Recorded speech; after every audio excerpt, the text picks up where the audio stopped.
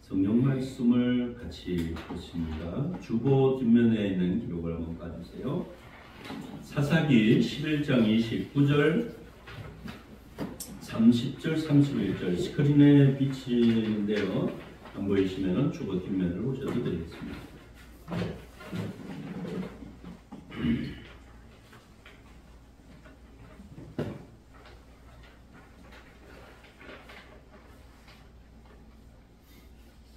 다같이 한 목소리 읽습니다.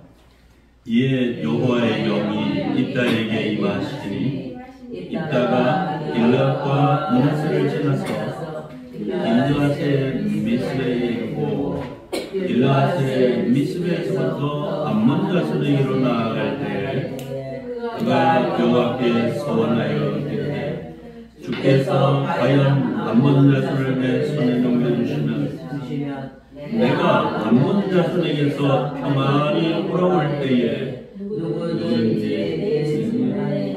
나와서 나를 영접하는 그는 여호와께 올릴 것이니 내가 그를 번제물로 드리겠나이다 하니라.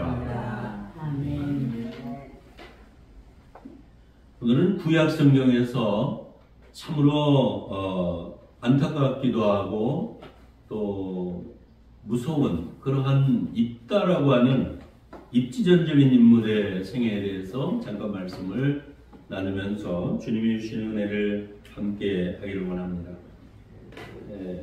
입다라고 하는 사람은 사무엘 선지자 시대, 그러니까 이스라엘의 사울, 다윗, 솔로몬 그 왕정 이전 시대에 이스라엘에서 재정 일치 시대라고 하는 그 시대의 인물이었습니다.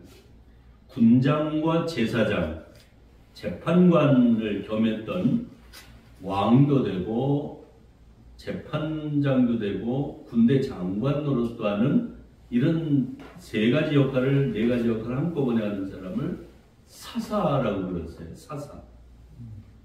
선비사자에다 스승사자로 우리 일본 시대의 한자어를 이렇게 만든 거죠. 사사라고요. 근데 이제 1977년도 아까 얘기했습니다만 공동번역 성경에서는 재판이라 해서 판관이라 해서 판관기 이렇게 이름을 붙였습니다. 그럼 어느 정도 이제 짐작이 되시죠? 사사라고 불르든 판관이라고 불렀는데 미국말 성경에는 뭐라고 되어 있냐면 judges, 재판관들 이렇게 되어 있습니다. 이 재판관 저지 중에 한 사람이었는데요. 이분이 원래 길르앗이라고 하는 사람의 그 아들이었지만은 본처소생이 아니라 하필이면 기생의 몸에서 난 사생아였습니다. 그러니까 집안에서 형제들이 우리는 다 친엄마가 낳는데 너는 데려온 자식인데 하면서 아주 구박을 하는 거예요. 그러더니 아버지 돌아가실 때에 대해서 상속을 받게 되니까는 이 입다를 집에서 내쫓아버렸습니다. 그러니까 입다가 할 수 없이 쫓겨나가지고서 암몬이라고 하는 이방 땅으로 이제 이주를 해버린 거죠. 그 동네에서 살지도 못하고 땅을 안 주니까 풍알이 왔으면 집 짓고 살게 농사 짓게 하든 바다를 경영하게 하든 뭔가 허락해야 되는데 아예 있지도 못하게 하니까 타동으로 다 이제 가게 된 거죠.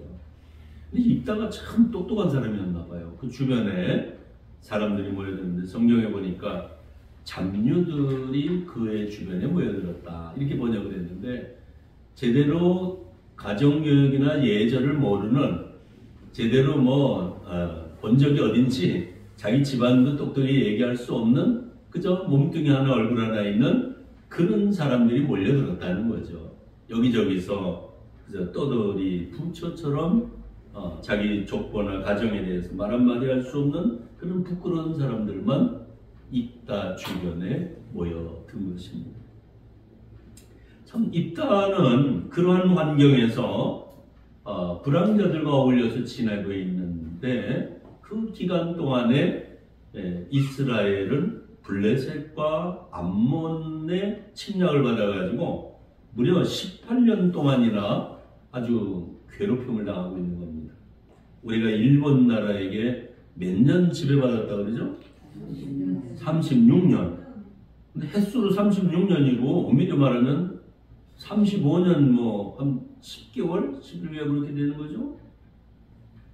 그래서 늘리지 말고 35년으로 해라 이런 사람도 있어요.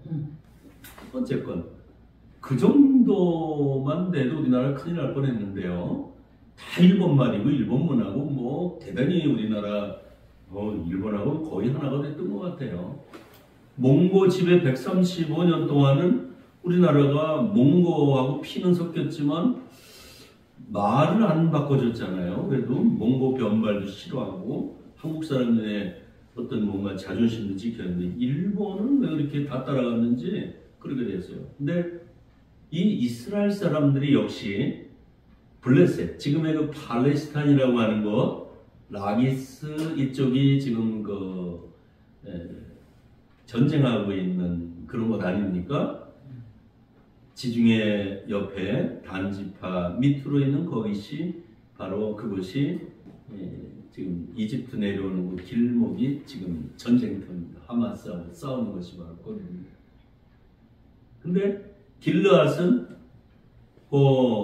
요단강 동편에 지금의 요르단 땅 북부 지경이 되고요. 갈릴리 호수 밑으로 연결되는 그 지역입니다.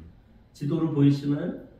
지도가 좀 작아서 좀 대충 가운데는 요단강이고 위에는 갈릴리 호수고 밑에는 사해바다. 이스라엘 지도 그리기가 얼마나 쉬운 줄 몰라요. 그렇게 되어 있는데 너무 괴로우니까 그 입다의 이복 형제들이 18년을 견디다 못해가지고 저 입다는 비록 딴 나라에 가 있지만은 인물도 잘나고 똑똑하고 그 주변에 싸움 패거리꾼들이 있어. 그러니까 입다에게 도와달라고 그래가지고 그 친구들이 와서 우리를 좀 구원해주면 좋겠다. 그랬더니 입다가 똑똑한 사람이야.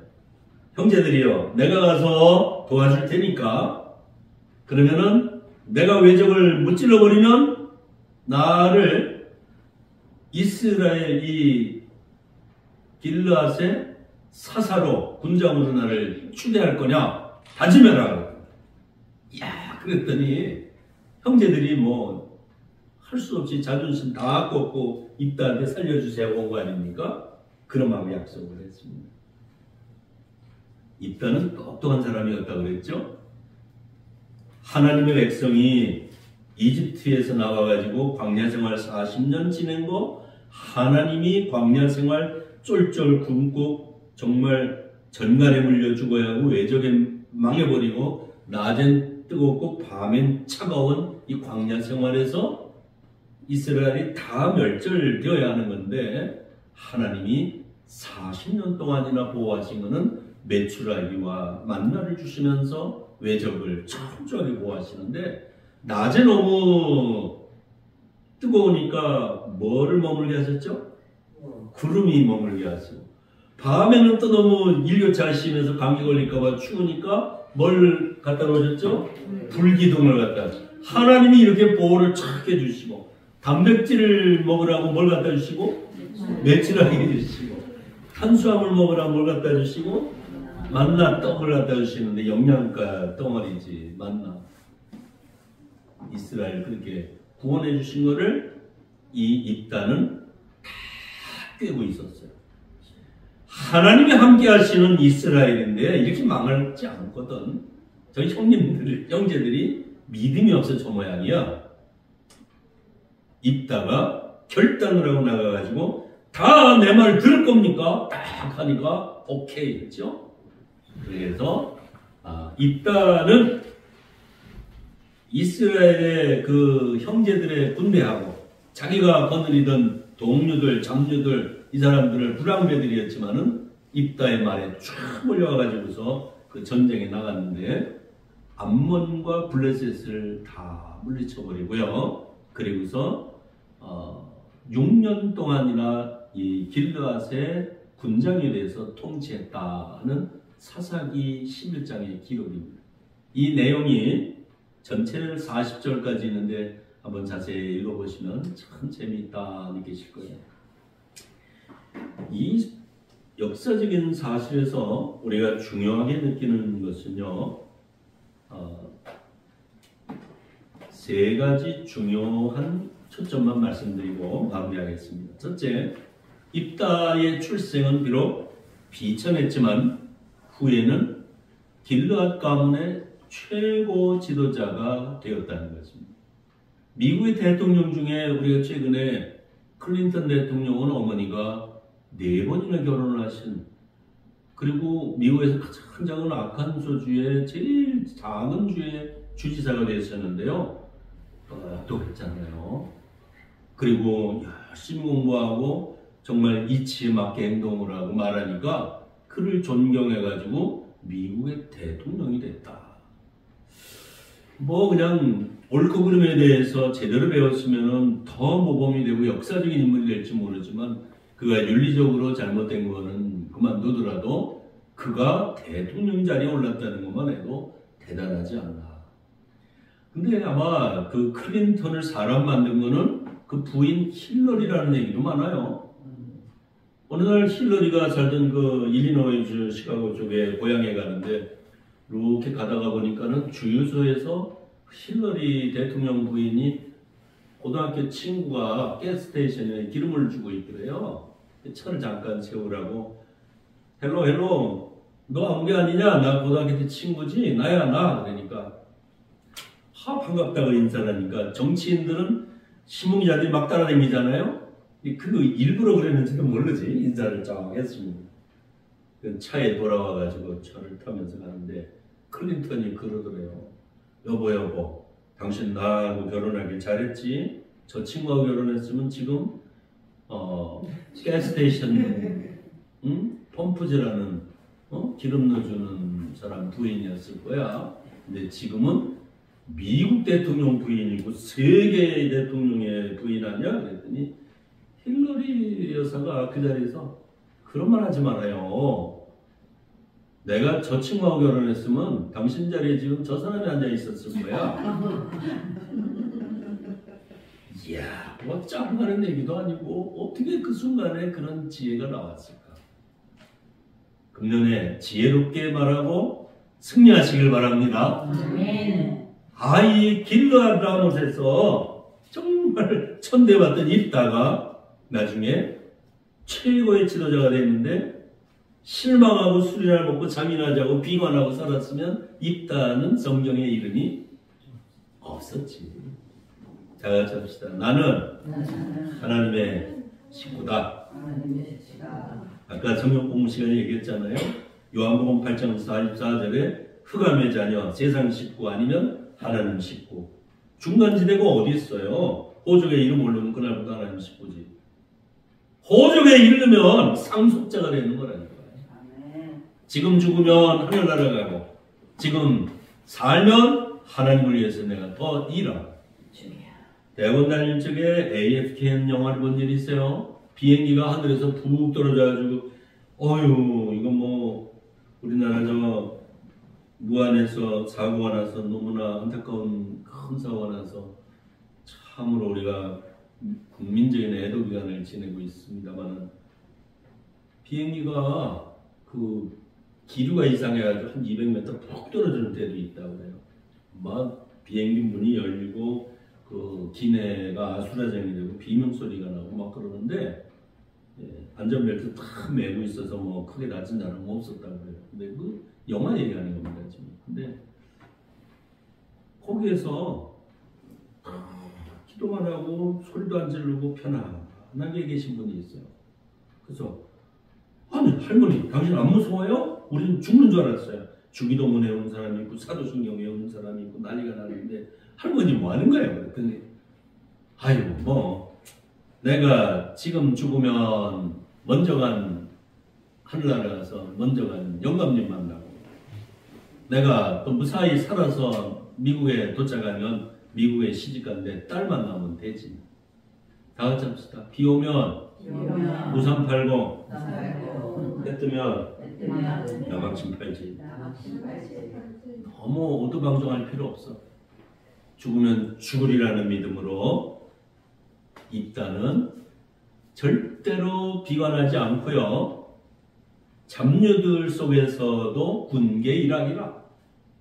다 모든 사람이 치우치더라도 지킬 것 딱 지켜가면서 하나님의 자녀답게 정말로 공부하고 자기의 입지를 분명하게 했더니 나중에 길앗 가문의 최고 지도자가 되는 그런 영광을 누렸다는 거죠. 두 번째 이 입다는 국가관이 투철했던 사람이에요. 형제들에 대해서는 부글부글하겠죠. 나를 내쫓았지? 내가 그래 비천한 가문의 출신이라고 나를 무시했지? 싫어! 안 해! 나 혼자 잘 먹고 잘 살 거야. 난 지금 여기서도 두목인데.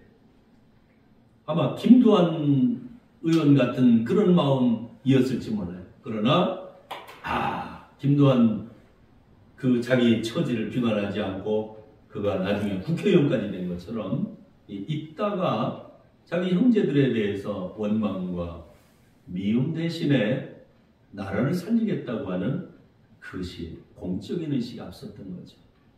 오늘 우리나라 국회의원들, 군인들, 텔레비에 나오는 장군들 별이 2개, 3개씩 달았는데 막 눈물을 뚝뚝 떨어뜨리면서 난 죄 없다 그리고 시키는 대로 했다 그리고 난 조금밖에 잘못 안 했다 그리고 나를 처벌하시오. 다 내 탓입니다 하는 사람이 텔레비는 안 나오더라고. 나왔나?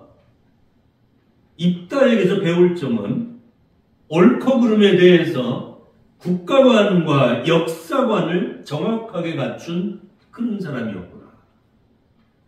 역사에 흘러가는 것은 하나님의 구속사의 드라마 가운데 하나다. 인간이 뭘 하려고 해서 되는 게 아니라 하나님이 하시는 거고, 이집트에서 홍해를 가르고 인도하신 하나님, 광야 생활 40년을 인도하신 하나님, 이 하나님이 우리에게 영광을 주시는 거다. 우리 민족은 하나님이 돌보신다고 하는 확신을 가진 입다가 하나님에게 쓰임받았다는 사실입니다.